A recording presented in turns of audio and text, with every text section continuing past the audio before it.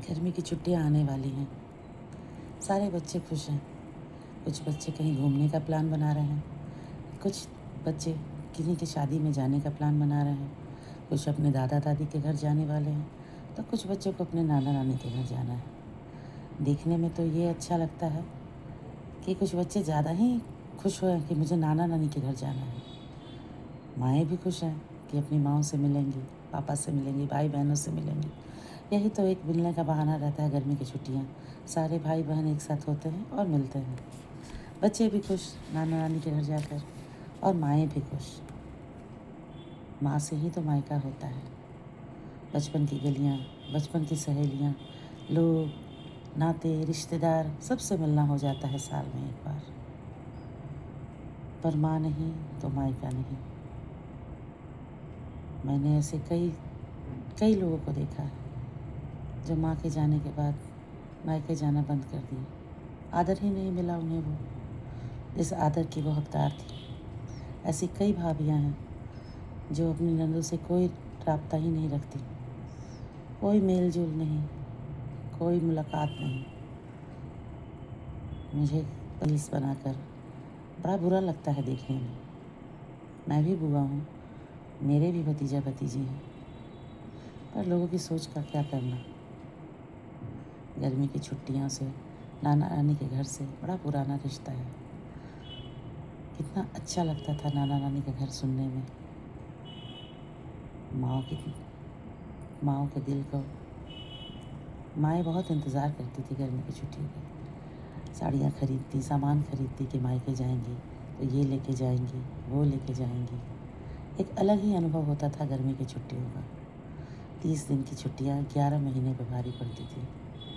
पूरे 11 महीने में वो खुशी नहीं मिलती थी जो 1 महीने की गर्मी की छुट्टियों में हमें मिल जाती थी। माँ के भी चेहरे खिले खिले रहते थे, अपनी माँ से, अपनी बहनों से, अपने भाइयों से मिलकर। माँ अपने मायके की गलियों में जाकर फिर से बच्ची बन जाती थी। अपनी सहेलियों से हमें मिलाती थी, देखो ये मेरी बेटी है, देखो ये तुम्हारी मौसी है। बड़ा अच्छा लगता था। याद आता है मुझे अपने बचपन का वो दौर, जब माँ मुझे अपने साथ अपने दोस्तों के घर लेके जाती थी। बाद में मैंने भी वही किया, मैं अपने बच्चों को लेकर अपनी सहेलियों के घर लेके जाने लगी। तो ये एक साइकिल है जो चलता ही रहता है।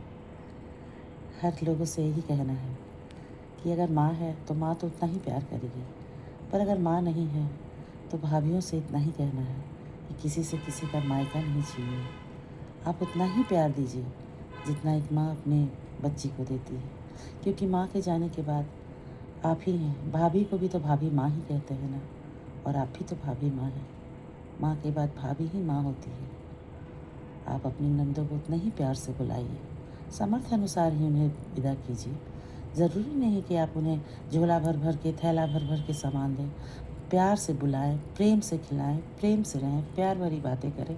बेटियां तो इतने ही में खुश हो जाती हैं। कौन सी बेटी चाहती है कि मैं अपने मायके से झोला भर के लेकर जाऊं? उन्हें तो झोले में भर भर के बस प्यार चाहिए होता है। वो तो प्यार की भूखी होती है। बेटियां मायके से प्रेम, स्नेह और आशीर्वाद में ही खुश हो जाती हैं। उन्हें झोले में भर कर सिर्फ अपनी माँ का प्यार, आशीर्वाद और स्नेह चाहिए, और कुछ नहीं चाहिए होता है। प्यार भरी यादें और ढेर सारा प्यार लेके ही वो अपने मायके से जाना चाहती हैं। हर माँ और हर बेटी अपने मायके के जाने की खुशी में बहुत दिनों से तैयारी कर रही होती है। बस यही कहना है कि माँ है तो मायका है। इस बात को भाभियाँ चाहे तो गलत कर सकती हैं। एक अच्छी भाभी भी मायके की याद को बरकरार रख सकती है और बहुत सुखद यादें देकर अपनी नंद को विदा कर सकती है।